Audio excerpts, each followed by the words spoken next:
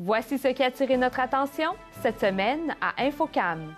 L'école secondaire Chanoine-Beaudet participe encore une fois à la course au secondaire du grand défi Pierre Lavoie. Les citoyens du Kamouraska portent une réflexion sur l'impact des coupures du gouvernement provincial. Et on se sucre le bec à l'érablière Nathalie Lemieux.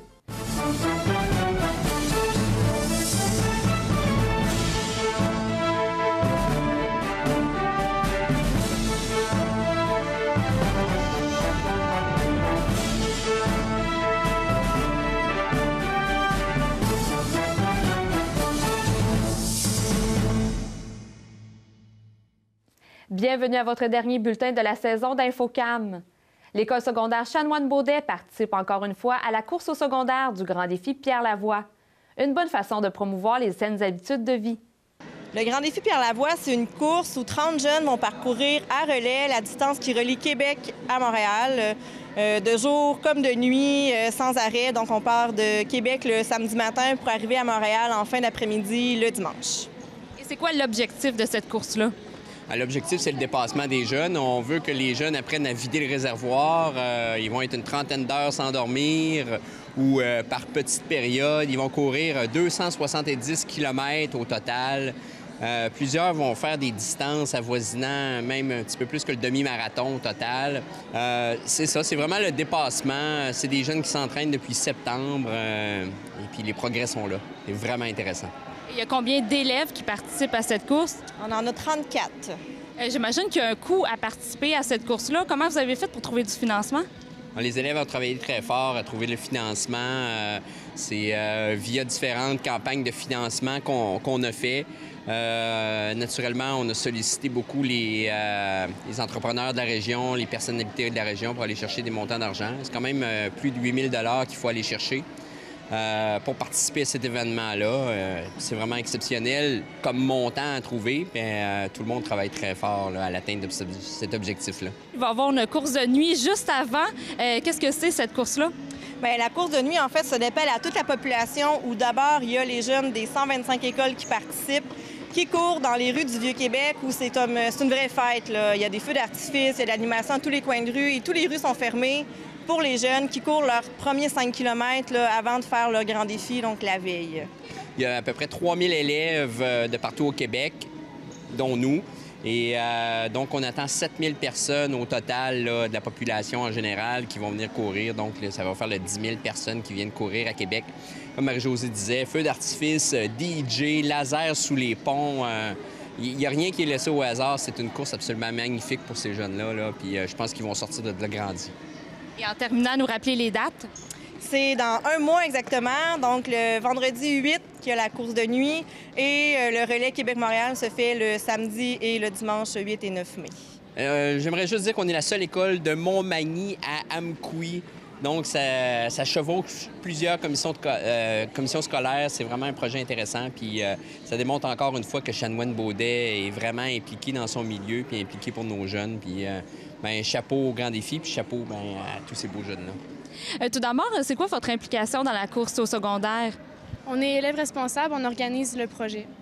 Et ça veut dire quoi concrètement? On planifie toutes les tâches. Qu'est-ce qu'on a? Comme les commanditaires, c'est nous qui a été les porter, qui a fait les lettres. Et c'est quoi vous avez fait pour trouver du financement pour cette course-là? On a fait la vente de chandails. On a organisé des midis Zumba avec Geneviève, une professeure de l'école. Et est-ce que vous allez continuer la course après le grand défi? Oui, ça m'a permis de développer une passion. Moi aussi, ça m'a fait découvrir que j'aimais la course. C'est la deuxième fois que vous participez à la course au secondaire de l'école Chanoine-Beaudet. Pourquoi vous êtes réinscrit une deuxième fois? Bien, parce que c'est une belle expérience, puis ça me tentait de la refaire une autre fois, puis de pouvoir pousser mes limites, de pouvoir m'améliorer, puis de pouvoir courir avec mes amis. Moi, l'année passée, j'ai trouvé que c'était vraiment une belle expérience. C'est une expérience de vie que c'est pas tous les jeunes qui ont l'expérience, qui peuvent le faire. Fait que, nous autres, à l'école ici, on est choyés de pouvoir le faire. C'est pour ça que je l'ai refait toute autre année. Et ça fait combien de temps que vous vous entraînez à cette course? À cette course, moi, je dirais depuis l'année passée. Fait que ça fait environ 2 ans. Vous n'avez jamais arrêté? Pas vraiment. Puis on essaie de se donner à fond dans tous nos entraînements. Qu'est-ce que ça vous procure de participer à ce genre de course-là? Ça me permet de m'améliorer, puis ça me motive à venir à l'école. Puis ça montre une belle image à l'école aussi, de voir qu'on est sportif. Puis... Ben moi aussi, ça m'aide à me lever pour aller à l'école. Puis quand j'étais au primaire, je connaissais pas ça, la course. Puis là, ben, j'ai découvert ça au secondaire, fait que j'ai aimé ça. C'est pour ça que j'ai décidé de le refaire une autre année. Est-ce que vous allez continuer à courir après le grand défi? C'est sûr. Ben, c'est sûr que si on court pas après, ben, on va tout reperdre qu'est-ce qu'on a fait pendant l'année. Puis là, ben, lorsque l'année suivante va recommencer, ben, on va falloir tout recommencer, fait qu'on sera plus aussi en forme qu'on l'est maintenant. Oui, mais moi, c'est sûr que je vais continuer à courir aussi, parce que non seulement c'est de ne pas perdre ce qu'on a acquis, mais aussi que c'est un sport que j'aime. Fait que ça te permet aussi de courir dans ton village, puis de courir avec tes amis. Pourquoi tu as décidé de participer à la course au secondaire du Grand Défi Pierre Lavoie? Parce que j'ai entendu dire que c'est une expérience incroyable. Puis moi, ben il n'y a rien que j'aime plus que relever des défis. Fait que ça me tentait de le faire. Et qu'est-ce qui te plaît dans cet entraînement-là pour participer à cette course? Bien, c'est parce qu'on a un peu de tout. On pratique les muscles, on pratique les jambes, on pratique tout. Donc moi, c'est ça qui m'intéressait là-dedans. J'imagine que s'il y a encore une 3e édition l'année prochaine, tu vas vouloir participer? Certainement, je vais y participer avec grand plaisir. Le mouvement Touche pas à ma région Kamouraska a convié les citoyens du Kamouraska devant le parvis de l'église à Saint-Germain afin de porter une réflexion sur l'avenir de notre région face aux coupures du Parti libéral.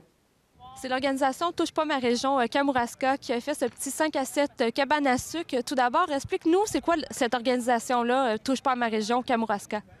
Bien, Touche pas à ma région Kamouraska, c'est comme un peu un chapitre de Touche pas à ma région Bas-Saint-Laurent, donc qui regroupe, je pourrais dire maintenant, des centaines de personnes qui s'intéressent à l'avenir de la région du Bas-Saint-Laurent et surtout qui essaient de réfléchir aux impacts des coupures qui ont eu lieu au cours des derniers mois et qui essaient d'avoir un dialogue avec le gouvernement pour avoir des solutions pour que la vitalité dans la région ne soit pas non plus mise en péril. Vous organisez un 5 à 7 cabane à sucre. C'est quoi l'objectif de cette rencontre?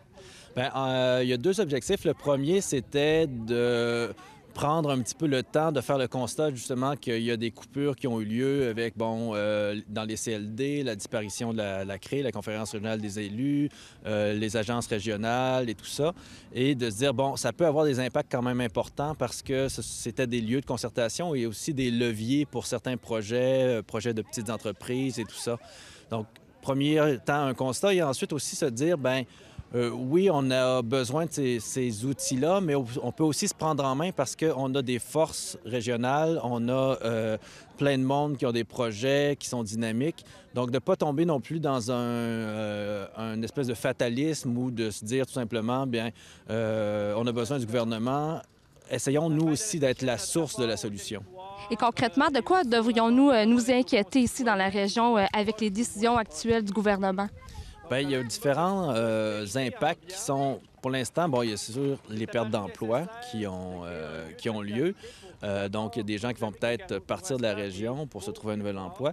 Mais je pense qu'à plus long terme, c'est tous ces petits projets-là qui avaient, par exemple, l'appui du CLD ou des projets de plus grande ampleur qui pouvaient être créés ou enfin dont l'idée pouvait jaillir dans des lieux de concertation comme ça, qui sont menacés. C'est pour ça qu'il faut trouver d'autres façons à la fois d'appuyer les entrepreneurs, les organismes, les gens qui veulent avoir des projets culturels aussi, et aussi des endroits où différents acteurs peuvent s'asseoir autour d'une table puis dire, je sais pas, qu'est-ce qu'on fait avec nos forêts, qu'est-ce qu'on fait avec nos ressources, et pas seulement attendre que le gouvernement nous dise, telle place, on va donner tant de millions à une mine, telle autre place, telle compagnie va couper le bois. Faut retrouver le pouvoir local, en quelque sorte. Ici, on revient à l'activité d'aujourd'hui. Qu'est-ce que vous proposez? Quelque chose quand même qui n'était pas simplement dans la manifestation au sens où on l'entend ces jours-ci, mais on voulait un rassemblement solidaire pour se dire, on est là, on occupe le territoire, on a des idées, puis on a des produits régionaux et tout ça. Donc, c'est pour ça que, c'est de saison, la cabane à sucre, le sirop d'érable, c'est un produit important dans la région, mais on a aussi des filets de truite, on a une soupe et tout ça. Et puis, il va y avoir une prise de parole pour justement lancer des idées, lancer des réflexions. Mais à la base, c'est prendre un moment avec le printemps pour que jaillissent des projets. Et en terminant, est-ce qu'il va y avoir une suite à cette activité? Est-ce qu'il va y avoir d'autres choses reliées à l'organisation Touche pas ma région, Kamouraska? On projette d'aller dans d'autres municipalités, sur d'autres parvis d'église. Et puis, ça va être à suivre dans les prochaines semaines pour connaître notre prochain lieu. Ça va être une autre formule. Bien sûr, ce ne sera pas la cabane à sucre. Donc, on va s'adapter aux saisons et puis au lieu où on va être. Action Chômage Kamouraska fêtera prochainement son 35e anniversaire. Voici tous les détails avec Alain Lagacé. Le 23 mai 2015, on va souligner le 35e anniversaire d'Action Chômage Kamouraska. Ça va se dérouler ici à Saint-Pascal. Et ce qu'on voulait, c'est souligner ça de façon... écoutez, on est un organisme de défense de droits, on est un organisme qui n'est pas riche, puis qui dessert des populations qui ne sont pas très riches non plus. Donc, on voulait que ça soit accessible pour tout le monde. Donc, ça va peut-être faire rire un petit peu, mais ce qui ça va être, c'est un souper spaghetti, donc qui va être à la portée de tout le monde, avec évidemment comme dessert un pudding chômeur, qui va être suivi d'une soirée de talents locaux. C'est pas gala amateur, c'est surtout talents locaux. Et là-dedans, vous allez avoir des belles surprises parce que des talents locaux, vous allez voir qu'il y en a beaucoup. Exemple, notre député qui joue François Lapointe qui joue de la batterie, notre président, M. Couture, qui joue du saxophone. On a aussi quelqu'un, probablement qu'on va voir, qui joue de l'harpe, donc tout le monde aime ça. Des gens qui vont jouer du violon, de l'accordéon, de la guitare. Donc, je pense que ça va être très intéressant. Cette semaine à Plaisir d'été au Kamouraska, on visite le magnifique village de Saint-Pacôme. Les deux animatrices y vivront une initiation au golf et au paintball. Gare au premier coup. Elles visiteront également l'auberge comme au premier jour et Anne-Christine aura la chance de participer à une initiation à la pêche au saumon. Une émission remplie de premières fois. C'est donc un rendez-vous cette semaine à Plaisir d'été au Kamouraska. La Fédération des télévisions communautaires autonomes du Québec était de passage à TVCK dans le cadre de sa tournée des membres. Voici un résumé de ma rencontre avec la directrice générale. La Fédération des télévisions communautaires autonomes du Québec fait présentement une tournée à travers le Québec. Mais tout d'abord, parlez-nous de votre mission. Qu'est-ce que vous faites? Nous, on est là pour représenter nos membres. On est là pour les soutenir dans leur mission. Donc, on offre des services conseils quand ils ont besoin de réponses particulières, surtout par rapport à la réglementation du CRTC, par rapport aux droits de publicité. On offre aussi on fait de la recherche pour les télévisions dans différents domaines. On est là pour les rassembler, en fait, ensemble. C'est pour ça qu'on organise un congrès à chaque année pour qu'il y ait un beau réseautage entre les télévisions, puis que les idées circulent entre toutes les TV communautaires du Québec. Et c'est quoi l'objectif de votre tournée présentement que vous faites à travers le Québec? C'est de mieux connaître nos membres, c'est de pouvoir obtenir des bonnes données sur leur fonctionnement, sur comment c'est régi à l'interne, sur les idées, en fait, qu'ils ont, les émissions produites. Puis, ça nous permet après de mieux vous représenter sur les différents échelons gouvernementaux quand il y a de la représentation à faire. Et est-ce qu'on peut dire que les télévisions communautaires vont bien?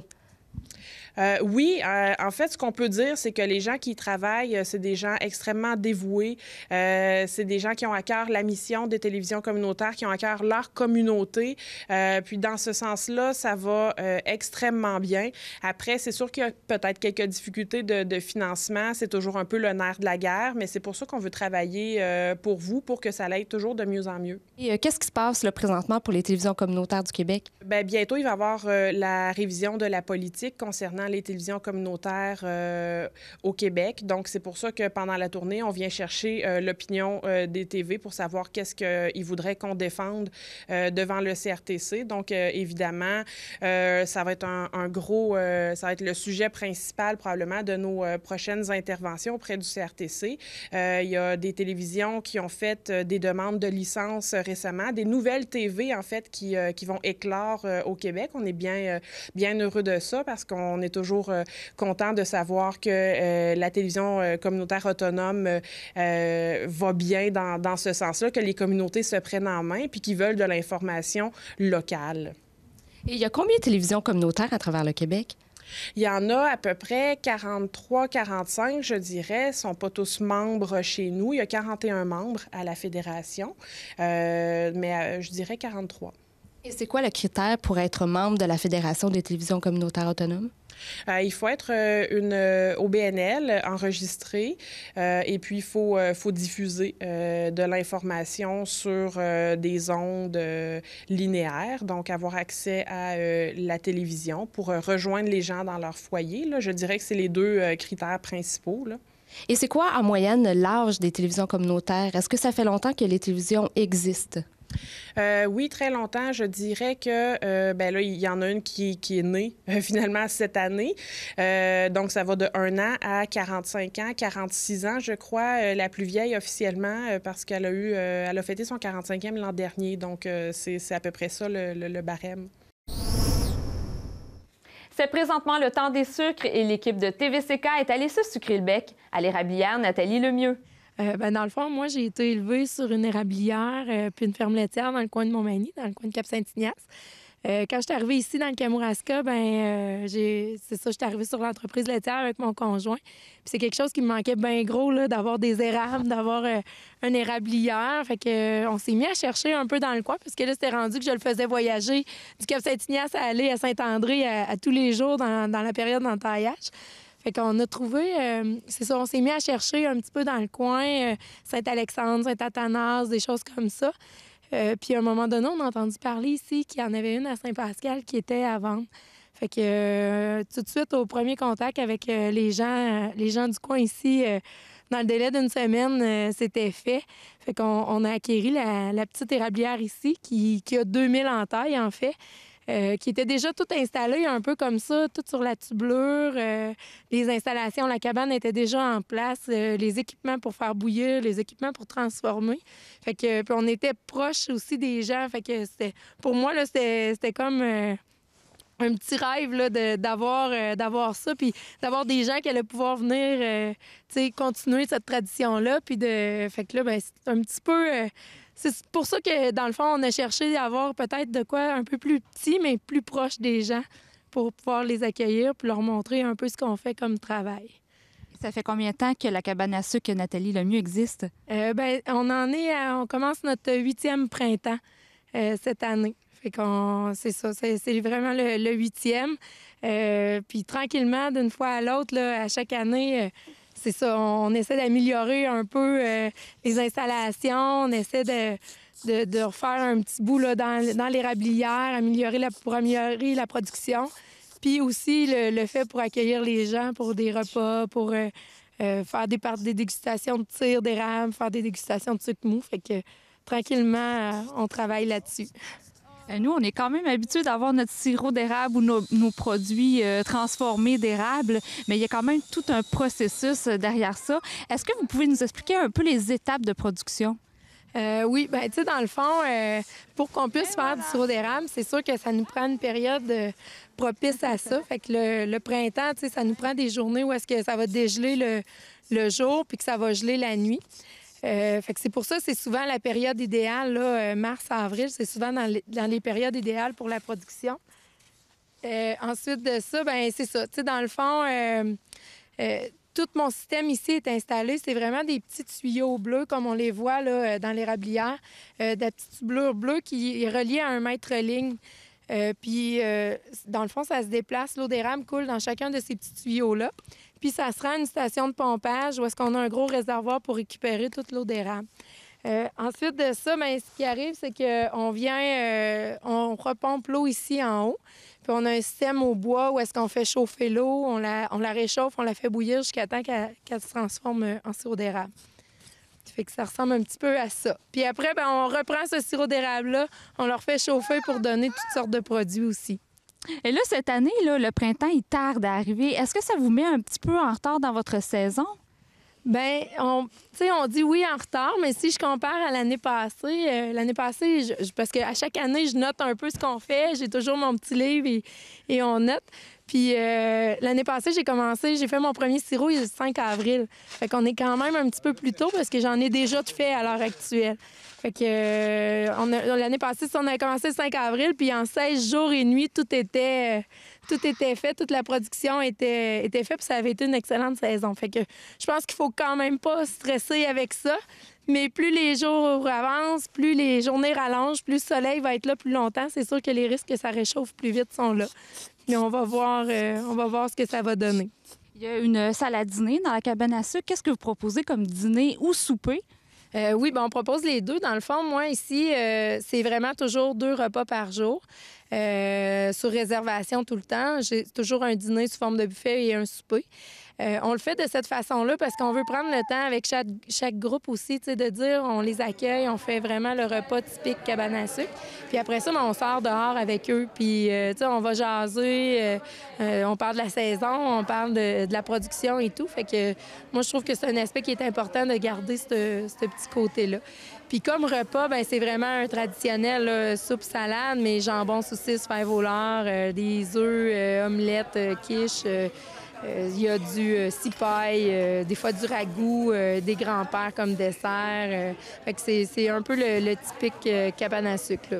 Est-ce que vous proposez aussi la vente de produits d'érable? Oui. Bien, moi, ici, toute ma production des 2000 entailles est vraiment transformée sur place. Fait qu'on transforme là, de A à Z. On fait la production de sirop. On canne aussi, on en vend en canne, mais on développe des produits aussi. Bien, tu sais, on a le standard tire, sucre mou, beurre d'érable, des cornets, des blocs de sucre dur. Fait qu'on transforme vraiment de A à Z. Puis on essaie d'ajouter d'autres petits produits, tu sais, comme j'ai 3 sortes de tartes, des confitures bleuets érables, on essaie de développer d'autres petites choses qui pourraient être attrayantes aussi pour les gens de la région puis les gens qui viennent de l'extérieur. Fait que, mais tout est transformé. À compter du 23 avril, le comité d'exposition de la Pocatière présente 2 artistes engagés dans le milieu culturel et social, Monique Dany et Caroline Moreau, respectivement de Nicolette et Victoriaville. Leur exposition intitulée « La compagnie des aînés » s'articule autour d'une création à la fois individuelle et conjointe. Par leur travail de création, chacune avec son point de vue personnel et différent contribue à camper un regard poétique enrichi par une expérience de vie et une vision artistique originale.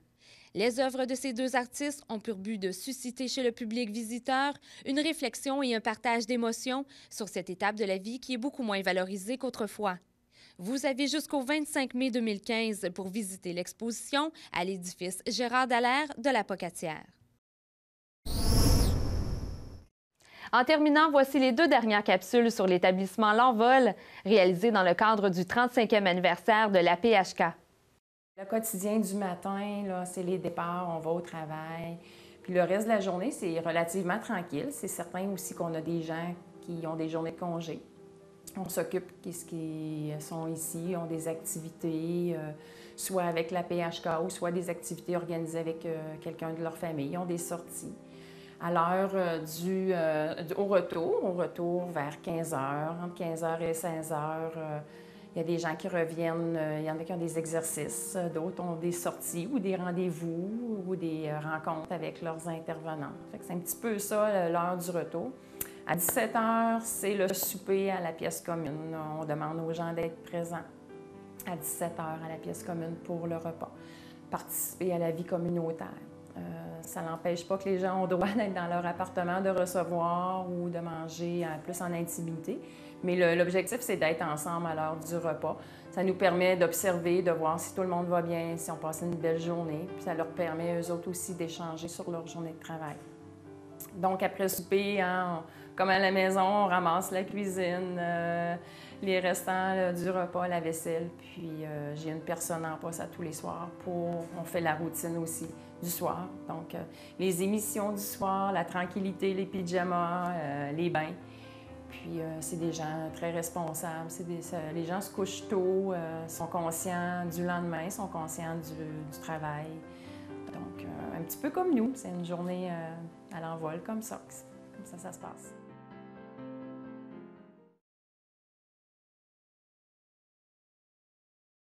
Merci à mes amis pour tout. Et puis, puis en plus que je les aide beaucoup. Puis on peut s'entraider comme on s'appelle la troupe tricotée, il faut se tenir serré. Je vais m'ennuyer d'eux autres, mais que faut qu'ils sachent que je les abandonne pas, que je vais retourner les voir. Le petit mot que j'ai à dire à tout le monde, c'est que les repas, j'aime bien ça, puis c'est toujours bon, puis j'aime les employés qui travaillent avec moi dans la vol. Je les trouve gentils, je les trouve smart, je les trouve adorables. Les personnels sont gentils, même moi, sont gentils, sont tous gentils, même moi. Bien, on les apprécie beaucoup. Il faut bien ça, ils nous aident.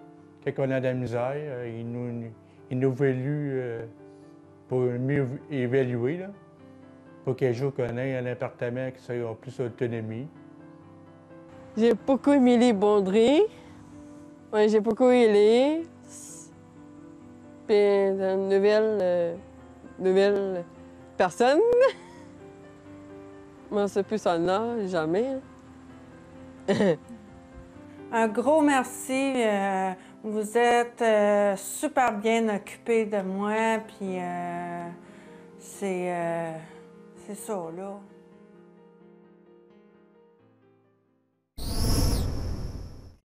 C'est ainsi que se termine votre dernier bulletin d'information locale et régionale Infocam. Merci d'avoir été avec nous et on se donne rendez-vous la saison prochaine.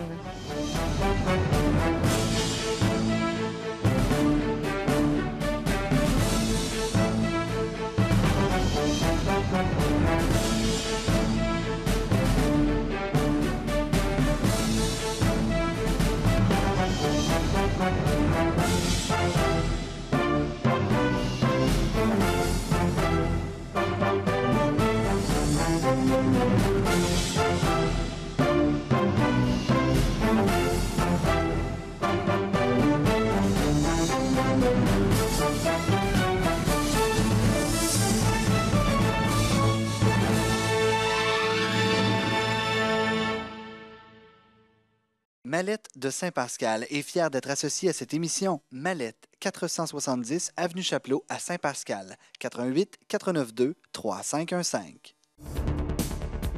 Pour nous faire part d'une nouvelle, des images ou suggestions de reportages, par téléphone le 88 492 2711, par télécopieur le 88 492 7498, par courriel à presse@commercial-tvck.org et par Internet au www.tvck.org. LC Productions est fière d'être associée à cette émission. LC Productions se spécialise dans la conception et l'hébergement de sites Web. 1-877-680-5550.